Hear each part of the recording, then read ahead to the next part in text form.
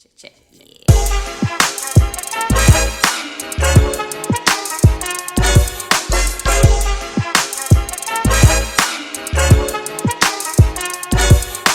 Subtle conversation, so tune in. Over here it gets real, I hope you're listening. Tell you everything you wanna hear. Nothing but some really high vibrations. Hope you're ready, keep it organic. I just wanna take time and keep it with you. Hope you're ready, keep it organic. Having so much fun, what about you? Hope you're ready, keep it organic. I just wanna take time and keep it with you. Hope you're ready, keep it organic. Having so much fun, what about you? I want to welcome everybody to RganniK, where culture connects. And right about now, I want to introduce y'all to one of my longtime partners. We actually went to school together. This is a party king, a real estate guru, ex-athlete, super club promoter, Andre Stelly. What is the deal, man? What up, love? The deal, man? What up, Just love? chilling, man. Yeah, glad to see you coming in. Thank you for having me. Thank you for having me. Yeah, man. I want to introduce you to my audience because they probably have seen you, but not really have seen you in all the different things that you do. I want to just let you tell your story, man, and then they'll be able to just know you a little bit better, man. First of all, let them know how we know each other. Well, we know each other from Harm Clark, Madison High School. Yeah, absolutely. I mean, you know, we go back, you know, Yeah. late 80s. You know, I'm a year after you, but you Yeah, know, we go absolutely. back. You know, we see Tricky here. Tricky was with us with the football program. Yeah. I was a part of it for a little bit. You know, I like that. You know, you said athlete. I'll take that. Athlete, man. I remember you playing football. You know what I'm saying? Yeah, I take Square that. business, man. Who was your coach when you played? Well, it was Matashak for the first Okay. 2 years. Okay. And then Seals came for his came, first year, yeah. my junior year. Right. And then I got a very bad injury my junior year. Okay. So I missed pretty much the whole season. I had surgery the summer before my senior year. And then I just got caught up in hanging out, having a good time. Yeah, man. And didn't even play my senior year. Man. But I had surgery on my shoulder the summer before. Gotcha. But I got a chance to be a part of Seals program, be a part of Matashak program. Yeah, you know, man. Yeah, you man. know, and Good coaches the too. Madison programs was Man, a great program. it's awesome, man. And I miss Madison. I'm like, whoa, man. I look at like schools now, like, y'all not having the kind of fun that we had. Oh, I no, just not like not at all. Not at all. all the hanging out and all the everything, all the parties and all that. I mean, Right. you know, it's just hard to see that happening right now. Exactly. So I remember, speaking of parties, I remember you having a lot of parties. Everything was about, you know, man, you're gonna Stelly party. Man, you're gonna Stelly party. So Right. is that literally how you got into promoting or having your own parties? I remember the beach parties and all of that kind of stuff. The beach house party, Exactly. the birthday party. Right, the beach house, So right. my birthday parties were a great little segue into me getting into promotion. Absolutely. But they started back in the 90s. I know, And right. I'll give a little bit of credit to a friend of mine, Ben Williams and Ray Alton. Okay. They used to do the Howard Hampton parties back in the 90s. And Ben would always tell me, man, you need to promote a party. You need to promote. And I'm like, oh man, I'm not doing that. Right, you know, right. And so I didn't look into getting into it. Okay. And then matter of fact, you know, you fast forward some years later, Right. my guy Joseph Henderson, who owns D-Bar now, he was the manager at Dowling Street Bar and Lounge, which was nicknamed D-Bar Right. in 2010. Right. And when the opening came up on Sundays, you know, Joe reached out and said, man, do you want to do it?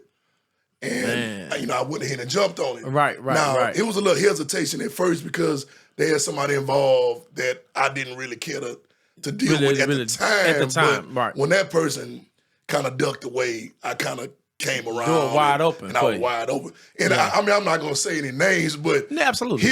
that person whose name was kind of in the mix a little bit at the time, I didn't care about being around. He's actually been in the news a lot and a lot of social media stuff, but he was, you know, null and void. Right, Yeah, gotcha, null and void. gotcha. So once I came in there and in March of 2011. That's what kind of started off. Oh, the man.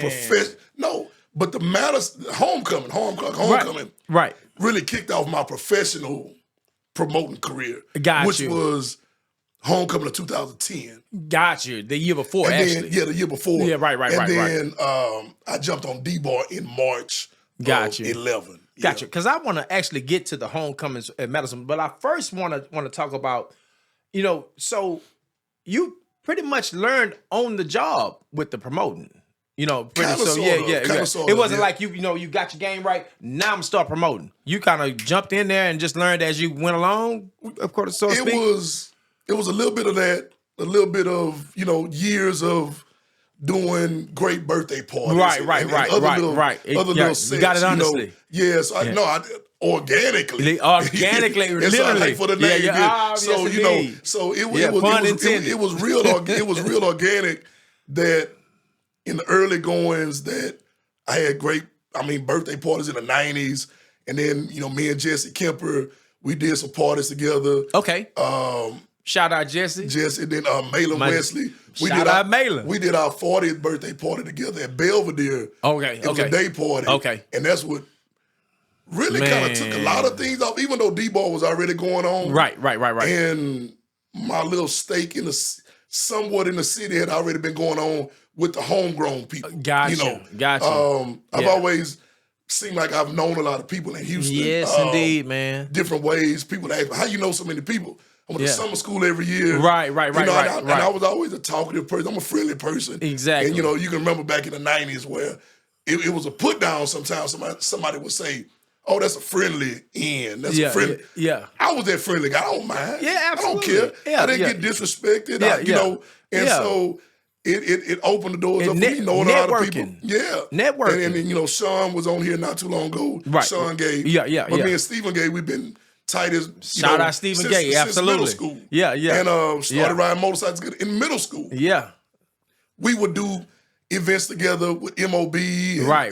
Men on Bikes in the early days. Yeah, you got to get Stephen Gay in here too. Right. Yeah, And absolutely. so it was just really, it was kind of natural, man. It was kind of natural to kind of get into that space. I kind of ran away from it for a while. Man. And in fact, I remember a friend of mine, when I first started promoting, she was, oh, you're a promoter now? And I'm like, nah, I'm a self-promoter. I looked at it as a negative tag or label, but it is what it is. But it is what it is. Yeah, and you're very good at it. Right.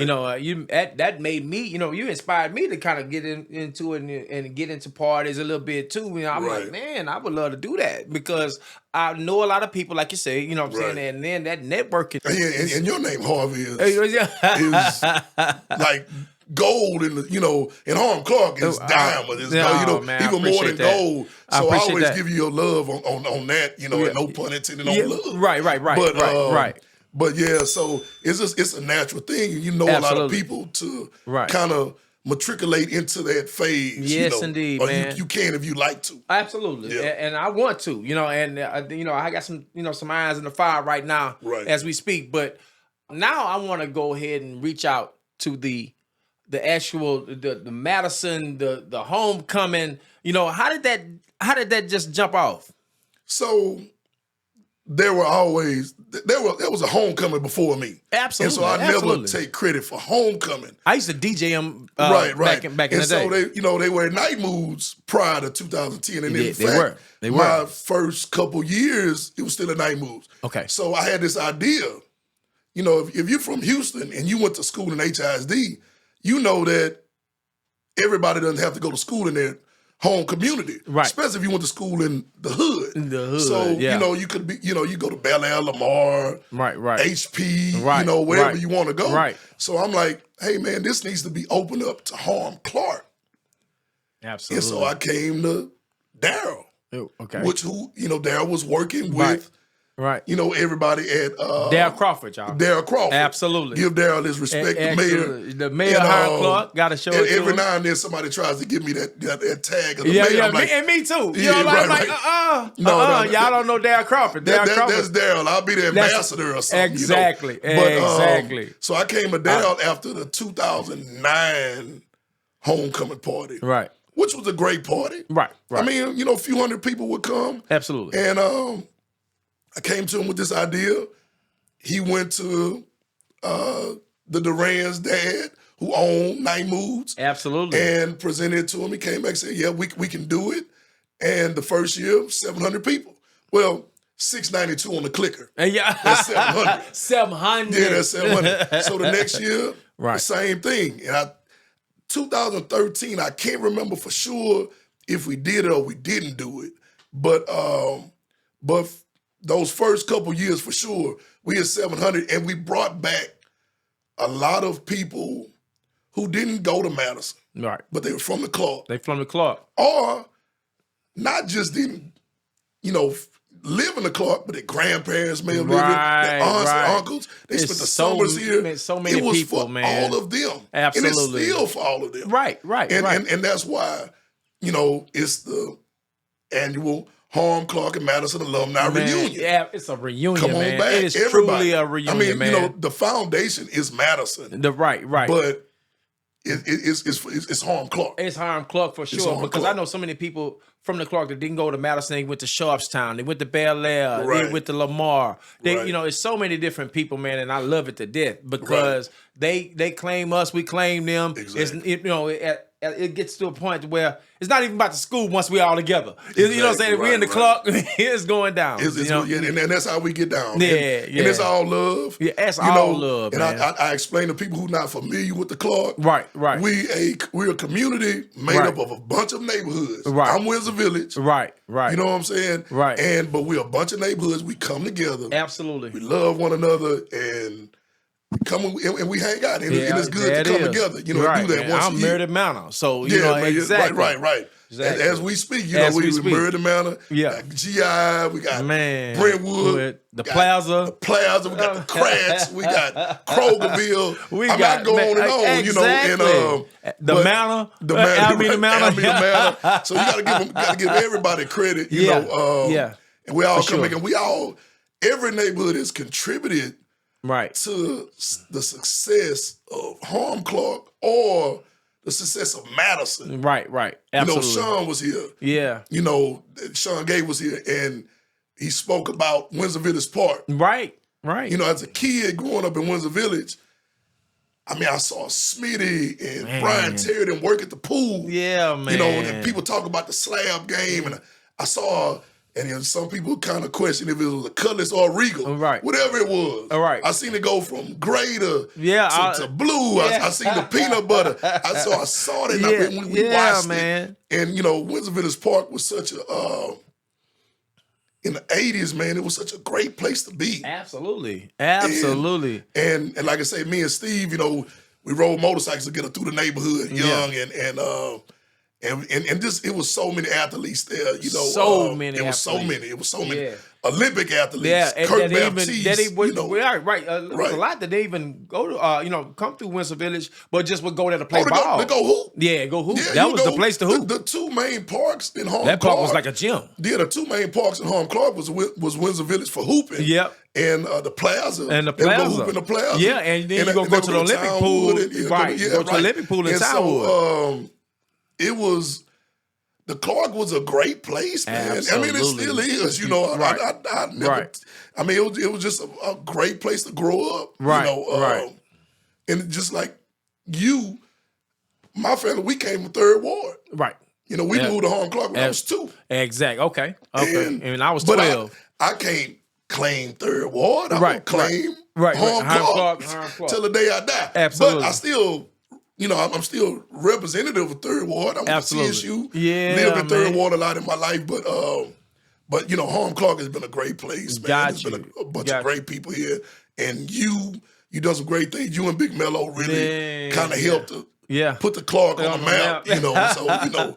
And, you know, he reached and got me, and, you know, I came here from Third Ward and ran right into him, you know what I'm saying, you know, through a friend of ours. And so, man, it's just been love ever since. But, man, you know, you not just did the clubs and the parties and all of this, you also in the real estate. Yes. So, yeah. Speak to that a second. This is my 22nd year in real estate. Damn, man. I got in real estate in 2004. Okay. And I was in trucking, and and a lot of people don't know it. I didn't know it. I was in the trucking business through family endeavors since I've been in college with my dad. And when I graduated from college, my dad gave me 2 old trucks, and then that allowed me to.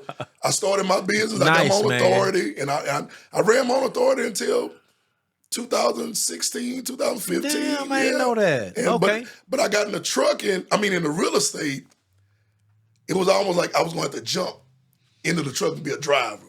I drove certain trucks and routes in the 90s, but never the 18-wheelers. So you didn't have a CDL? No, I never got a CDL. Okay. You know, I won't tell folks. I guess I am telling now. Yeah, I might take the truck to the shop or something. You know, you good? I dropped the trailer and take it in. But, right. But I drove a straight body truck, and during the 90s. Okay. We ran a route in the Golden Triangle. My dad had a contract out there through my cousin's company, and through a national air freight carrier. And we had contracts there. Geographically, where's the Golden Triangle? Beaumont, Port Arthur. Gotcha. Bridge City, Orange. Gotcha. That's all. Absolutely. Right. So, because I know we have a lot of people that's probably saying, Golden Triangle, what I'm saying? And all that, they think PAT. Right. Yes, indeed. Trill and all that. But so you're right on it. And we also covered southwest Louisiana. Gotcha. Which was Lake Charles. Cameron. Up north to the Ritter. And stuff like that. I know about the Ritter. So when I was in college, I worked was it Tuesdays and Thursdays? And I ran those routes in the summertime. I ran them every day. Right. And then when I graduated from college, I did it every day, and I started running the Lake Charles route every day from Houston. Damn. Every day, that was my route. That was your route. And where somebody might sit in the office for 8 hours. Okay. I'm 8 hours in a truck, and it didn't bother me. Gotcha. 5 of the hours was a commute. So you had a broker that would No, it was our own stuff. Gotcha. It was our own stuff. Yeah. Oh, wow. So it was air freight. So I'd go out there and I'd run my route, do my deliveries, come back to Houston and drop it off in Houston before the plane left from the company that we were contracting through. Right. And that's did that for years. Man, nice. Right. So the real estate, you still in real estate right now? Still in real estate. Okay, got you. And I would. So when people ask me, "What do you do?" I'm in real estate because I wear so many hats. I'm a real estate agent. I'm a loan officer. Okay. I do a little bit of investing. Okay. A little bit of wholesaling. Got you. So I wear a few different hats in real estate. So what does a day look like to you in real estate? What is your day? Your whole. I wake up. I have a home office. I go into my office. Okay. I might go in there and just my underoos. You know what I'm saying? But that's where it is. If I'm not showing any houses that day, right? If you're not doing the show, I'm in there working on either loans. Oh, okay. Looking at properties for the clients. Yeah, right. So And like that. You have some big time clients. I don't know if you want to mention them, but you have some big time clients too that gotten houses, from you too. I have been able to work with a few people absolutely. that at the time I was in awe. Yeah. But then you kind of bring it back to the promotions that one of my clients, guy you work with a lot here. Yeah. In 2016 when I was at D-Bar, we ran a series of concerts, and it was the local artists. I did Kiki, I did Devin, I did Pokey, we did ESG. It was one or two other folks we did, but through those deals like that, I got friendships going. Led to the other business. Yeah, I got friendships going, and that worked into the other business. Absolutely, because you built a rapport with them. Right. Later on, yeah. I mean, that's the best way to get business is build a rapport. Yeah, exactly. You build that rapport. So, and I take it that the deal went superb. It's been a couple of them. Yeah. But it's Absolutely. been good. It's been good, and then even later on, I did, Scarface birthday events. We'll help him out and do, me, Jesse, and my guy Blaylock. Got you. And I would say that me, Jesse, and Blaylock, we made up the collab for this big Aries. We would do a big Aries Gotcha. birthday every year. Gotcha. But we also helped, Face with his birthday for years and did some stuff like that. Are you still promoting? I do a little bit. I don't do as much as I did back in the day. Right, okay. During my heyday, I had a Friday, I had a Saturday. Right. I had a Sunday. Yeah. And I had I would do Belvedere on holiday weekends, a day party. Right. So day that party. was some weekends I was had. there. Oh, yeah, my, there was some weekends I had 4 events in one weekend. Gotcha. Yes, right. indeed. So what would you say would be one of your biggest, like your biggest clubs that you promoted? You promoted a lot of them. I guess I would say, like, man, my time at Belvedere, because I did so many diverse events at Belvedere. Right. And I would say that when I felt that I reached a certain point in promoting, it was actually the All-Star game of All-Star Weekend, like maybe 2013, 2003 or 4. I can't remember what year. But that year I worked with Steve Rogers and Rob Wright, which I've always looked at myself as a middle-of-the-road promoter, so to speak. Right. Gotcha. I would get a lot of credit, be like, oh, you one of the best promoters in the city. I'll take that. Man. But there was a hierarchy right. to promotions in the city. Absolutely. So, Rob, right? They still in the game, Steve, with 50-15. Whatever game you coming in on, it's somebody there already, until you get your bones. And so when I worked with them, I learned so much, man. I sit in those meetings and we worked with some guys out of Dallas. And absolutely. And we had a huge day party at Belvedere for that All-Star weekend, over 1,000 people. So that was probably one of my bigger events. I think you're answering, you're answering the question that I was going to ask you. What was the biggest crowd you've ever promoted? Well, the biggest crowd seems like it was Madison Homecoming last year. Hey, man. The homecoming last year at Harm Clark. What were the numbers? How many people were there? We DJ'd it, but Well, we didn't have a clicker. If I could... Just a guesstimation. I would think maybe somewhere around 1,100, 1,200, 1,500 maybe. Woo, man. But it was a 60th year. Right. Kiki came, he showed, show love. Last year was a he beast, performed man. And a lot of people came out. Yeah. A lot of people came out. So it was the biggest homecoming that we've had so far. And how long have we been doing it? I started in 2010, so last year was the 15th year, so this is going to the 60th. Yeah. So, and that was the biggest one of all of them. It was the biggest of all. Because it was the 60th year for Madison, existence. Right, and existence. And I thought it was only right. I kind of held a favor in my pocket with Kiki for a minute. Yeah. And I was like, hell, it's time to use it now. Right now. Because I could have used it for a lot of other things. Right. And I used it for that one. I thought it was time. Yeah, and I know he was impressed with what, as far as attendance. Like when he looked out there, like, woo. When we got there, he was like, oh man, it was him and old Texas T pulled up, and Texas me and T, like, he gonna give you some shit every time, Me and T tight. Shout out Texas T, man. Shout out to T and Kiki. Shout out to yes, indeed. Shout out little Kiki. That's my bro. Yeah, you know what I'm saying? Me and him talk even when it don't have nothing to do with music, Right. And he can talk just like I can talk. Yeah. He done aced me up on a great friend. Not just laced me up. He aced me up on a lot of different things as far as business wise. Right. He's a good guy. Oh yeah. And about his business. Oh, he's about his business, man. And on top of his business, absolutely. He the one that like really got like Big Pokey and a lot of other artists calling me Love Doctor. Love Doctor. Doctor. Or either just Doctor myself, you know what I'm saying? And everybody they just caught on, Right. Yeah. So shout out Young Dunn. Yes, indeed. Yeah. So man. But I'm so proud of you, Stelly, because I've seen your whole ride, man. I mean, coming from Madison, man. I mean, like, I was 10th, but you was 9th. You know what I'm saying? And just roll it all the way up, man. Right, you know what I'm right. saying? Like, man, to where You ought to put a we have picture families. of one day of your ninth grade picture. I mean, your 10th grade picture. Oh Lord! Oh And man! and then you didn't talk about your hooping career Yeah, when you had Sean on here, man. You should have told him you hoop too. Hey, y'all hooped. I hooped all right. Yeah, you was a part of them morning. Yeah, yes, You indeed. was part of them But they, people always say, "Yeah, man, you had a curl." I was like, "What?" I wasn't gonna say the girl, but that's what I was leading to. Not me. I know it. That's not me. I had a what? And then they come with the picture. Right here, y'all. This ain't.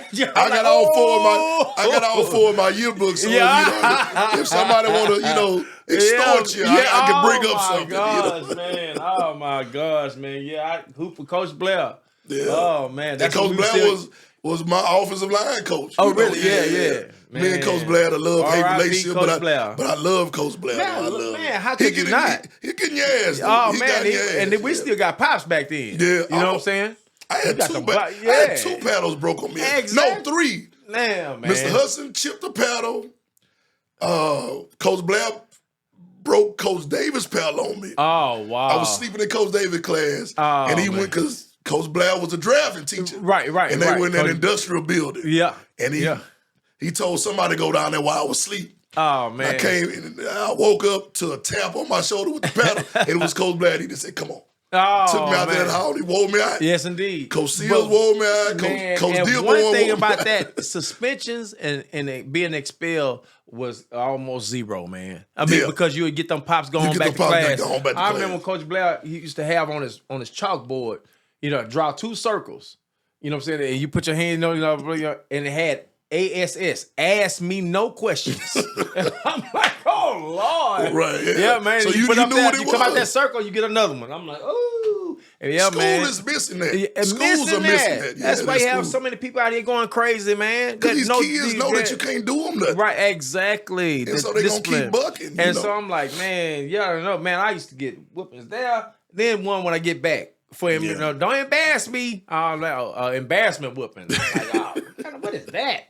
You know what I'm saying? Right, For real, right. But it kept me out of trouble, man. Right, Absolutely. And the kids need that now. Yeah, right. But, right.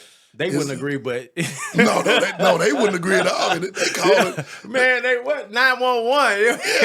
Yeah, literally, they call it 911. Yeah, they call it 911. Even my daughter was like, say one time, "Well, I could call the cops." I'm like, "Call them if you want exactly. to." You know what I'm saying? Cops gonna take care of you too.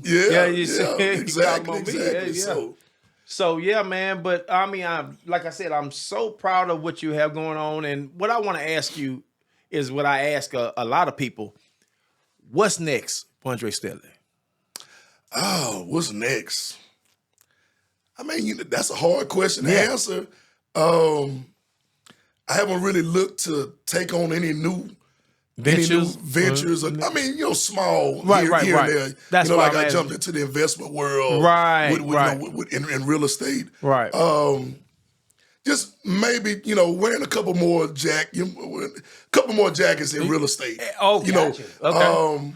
Okay. Before I got into promotions, my goal was to own a club, and after I got in, I didn't really like it. Nah. I mean, I like promoting. I like being it, but you don't want to. It's a lot of mess in the streets. And in these clubs, my God, it's like a high school lunchroom all over again. Yeah. So even though I have a lot of friends who are owners, Joe that owns a D-Bar is one of my best friends. Okay. Andre McCoy that owns The Weekend, one of my great friends. Yeah, got you. So I have friends in the business. Yeah, cool with Steve, with 50-15. Right. But it's a whole nother game, Yeah. I don't know. I mean, sometimes I don't know if I should kick myself for not wanting to still keep that dream alive. Okay. Of owning something. I mean, that dream began, me and Stephen Gay, we talked about it, back in the day, owning an ice house and doing things. Right. We're going to call it Slim and Moles. They called him Slim when he hooped, Right. And I had a couple homeboys that called me Mojo. And so that was going to be kind of the name, Gotcha. But after I kind of got into the business of promotions, I kind of didn't really want to do it, but sometimes I regret it, maybe not. I want to ask you this, and I'm just asking for, I mean, I know you're gonna give me an honest answer. Which one of these do you love the most?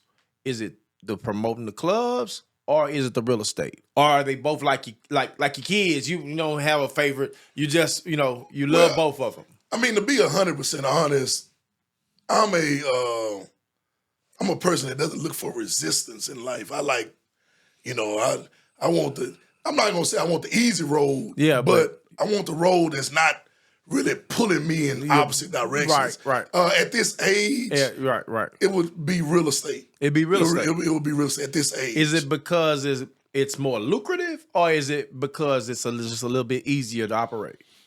I think it's more so an age thing. Where I am now. You're trying to do all this just hustle and bustle. A little bit more mature with some things, and I guess in my mind, I'm not. I don't have that gusto to do that nightlife like I once had. I got you. But I got still you. like now it. it's making, I'm still a social person. Right, absolutely. And I'm a super social person, to where I had to realize one day I found some old report cards, me and my daughter, and she had to laugh at my grades from elementary. But if you remember back in the day, the report cards was A, B, C, and then they had a bunch of checks and minuses on right. there. And they have numbers. Numbers. Right. There's numbers now. And I look back and I say, work well with others, plus and check. Yeah, right. Talkative, minus. Orderly conduct, minus. Because I'm always looking for a good time. Have a good time. So just in life, I look for the joys of life. Right. I don't look for the stresses of life. Gotcha.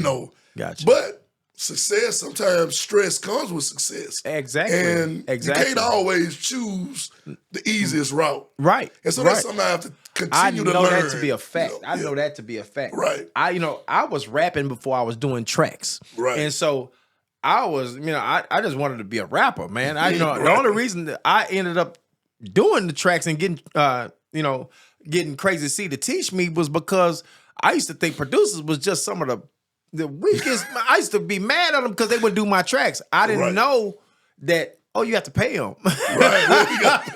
It's a whole other side to it. Oh, yeah, right. So I didn't understand the game. I was too young. So, but I'm so glad, just like what you saying, just to piggyback on what you said.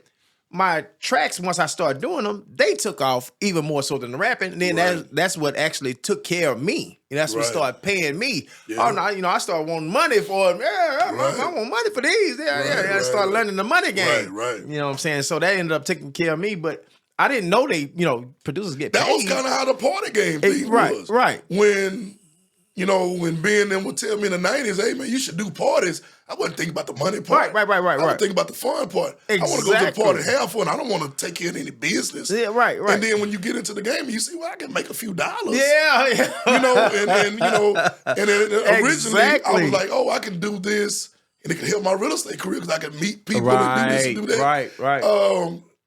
So a lot of times when you in life, whether you're young or you're older, what's that old saying about, you have a plan, but God has his own plan.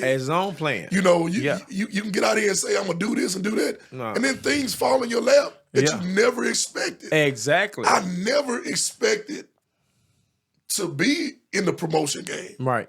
It was one time, man, I was on the phone with Face. And it was before that, it was before the 2017 Super Bowl was here, maybe. I think it was 17. I think it was 17. Maybe. Yeah, right. I know it was an 04 Super Bowl here, but it was a second but one. I wasn't promoting 04. Right. But the second one I was promoting. Gotcha. I believe it was 17. So I already had been talking to Biz Marquis people about him DJing a party. Oh wow! And he was going out then too. Well, he was most definitely going out. Yeah. But he was a wanted man. I reached out to Face because I was checking a talent guy, a guy who books people, checking to see if he was legit. Because he was hitting me up with these people and saying, I could possibly get this person, that person for this party. So I hit up Face to see if it was legit. And so on the three-way, he called this attorney from LA to see if he was legit, but she didn't know him. But that phone conversation, in that one phone call, because if you're on the phone with Face, for certain things, we called DJ Khaled on the three-way. Mm-hmm. We called Q-Tip on the three-way. Oh, yeah. We called Biz, even though I'd already been in communication with Biz's people, Elizabeth, but we called Biz directly. Mm-hmm. We called about 3 or 4 other people. Now, everybody didn't pick up. Right. But the ones that did, man, I'm on this phone like a kid. I'm in awe. Yeah.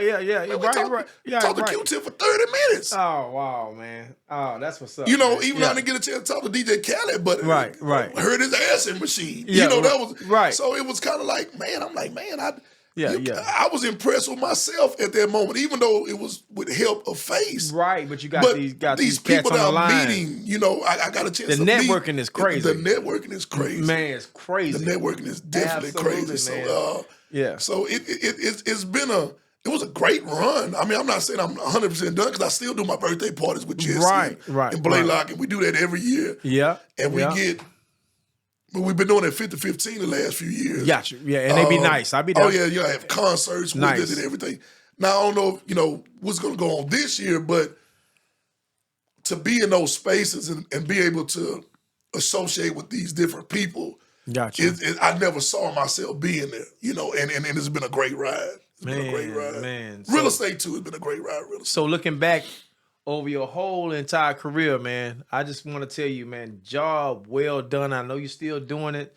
Your story is not over. You know what I'm saying? Right. And man, God willing. Absolutely, for both of us. And I am very impressed. I want to thank you for coming through. I love your story, man, and we had to tell it, man. Thank you. Thank you for having me here. Yes, indeed. It was such a great thing to get the phone call, with Tricky reached out and we talked, such a great thing. And I want to give some credit absolutely to you, Tricky. Oh, yeah. Everybody who's been involved with it. Go back to the Madison homecoming thing, right? Man. I just appreciate you allowing me to be on the scene. It's not a Harlem Club function if Harvey Love and Tricky C's not there to stamp, stamp it. And all my people to stamp their names on it and give a great, just give everything to you guys. You know, because behind the scenes, we're putting certain things together, but you guys help out a lot. Randall Gator helped out this year. Right. Southside Keto been helping out every year. Oh man, we gonna keep that's giving, my girl there. Giving credit to her and Big A. I'm like, man, that's my people. Big A been my dog. Yeah. I already know. Yeah, and I always mess with him because he kicked that field goal in the playoffs in the Dome, and he gonna always hold a special place in Madison Lure. Yeah. But me and his brother, we played football at Madison together. Ninth grade. Dwayne and. But Darryl Crawford, he's been a mainstay. Just to talk about all these people and the rest of folks, they make it what it is. Right. And it's such a great event. And I just hope that we can keep it rolling. Absolutely. This will be the 16th year. Man, can't wait. Yeah, you know what I'm saying? And so we just awesome. want to keep it going. And but thank y'all, man, and thank you for the opportunity to even be on the squad. Right. Because there's still a bunch of history behind all the years of the event. Exactly. How it became to what it became. And man, even though it started good the first year, but it grew and it grew, man. It keeps growing. Every year. Yeah. Every year. If you've been doing this, or if we've been doing this 15 years, we've been doing it 15 years, and last year was the biggest, that means that, man, the sky's the limit. Yeah, exactly. Right. Potentially, the sky's the limit. Yeah, absolutely. For sure. Absolutely, man. And so I'm just grateful, man. I'm just grateful. Another thing that I'm grateful for, I told Crazy C this. I'm grateful for him teaching me how to produce. Let me say this to this camera. I'm grateful to Crazy C for teaching me how to produce. And, because that created a lifelong income for me to take care of my family and all of that. Another thing, reason why I said that is because I want to say this. I'm grateful for Tricky C for getting me back to DJing because now that creates a whole nother income for me that, that will sustain me for as long as I'm doing it. Right. You know what I'm saying? I used to get Tricky C to play my songs. Right. You know what I'm saying? He would just do that looking out for me, you know, when he was DJing in the clubs. Right, Then he was like, man, you need to get back down with it. And he gave me all the music, you know what I'm saying, to get started with. Then DJ'd alongside of me, like with like that kind of like had my training wheels on because I was DJing for Mello. I was doing I was stage DJing. Right. You know what I'm saying? It's just doing two tricks different and all. things. It's different man, things. that is totally two different things. Doing what he doing, oh man, you know, so I had to work my way into that. You know, I thought I was gonna be able to come. I was like, oh no. He showed me, no, you play this, keep the crowd here. You know what I'm saying? Don't DJ your head down, watch your crowd. No in the room. You know what I'm saying? The whole nine. Once I got it, it was over. Two things I never forget was somebody do for me or somebody do to me. Exactly. So I promise you, man, I am grateful for that, and I'm grateful to you for allowing me to be a part of this, man. I mean, this is steady growing, man. Oh yeah, I mean, you know, I always say, you know, the Clark, we like a family, man. You know, when I describe it to other people from other places, it's like a small town in this big city of Houston. Yeah. We made up all these different neighborhoods. Right. And I don't know the number of people in this in our community. It might be 20,000, might be 30,000. I don't know. Whatever. It might be less. Right. But we are this family. And if we Absolutely. continue to look out for one another, we're going to be all right. Absolutely. And it's like everybody gets it. They didn't have to be told, you know. We all just come together, man. It's just, you know, and waiting on the next one. Right. You know what I'm saying? Yeah, man. Exactly. And me and Tricky C, we do this at the park in the Clark. And so so we'll do those, you know, and we're getting back to doing it this year, you know, once a month. That's a good thing. That's a good absolutely. thing. You know, to give back to the community that first gave to us. And I'm just I'm so grateful for that as well. Everybody supports that when we have them. And we know, when y'all gonna do another one? Then they be ready to do the next one. You know what I'm saying? So we're gonna continue to keep doing that this year as well. So we gonna That's good to hear. That's good to hear. Because it is a good thing. You know, I ride over and hang out, you know, when I can, you know, for sure. Yeah, man. It's a great thing for the Clark. It's a great thing. I mean, for the south side of Houston. Right. You know, absolutely. We speak of the Clark a lot, but it's a family in the south side. It's a family. Man, all is invited. South Park, absolutely. Third Ward. Just get here. And we even welcome the north side. Absolutely. You know my family the only one that's on the south. All the rest of my family on the north. You know what I'm saying? Okay. All my whole family on the north. Yeah, I got a lot over there too. So, you know, man. I mean, I live in a neighborhood called Fontaine. My people out there in Greensport, and I got people out there. Right. So, all is welcome. But I do want y'all to like, share, and subscribe for real. But support this channel as much as you can. I'm going to keep, you know, just bringing content. And we just going to make this thing rise to the top. Like, share, and subscribe. This is Andre Stelly. And this is RganniK.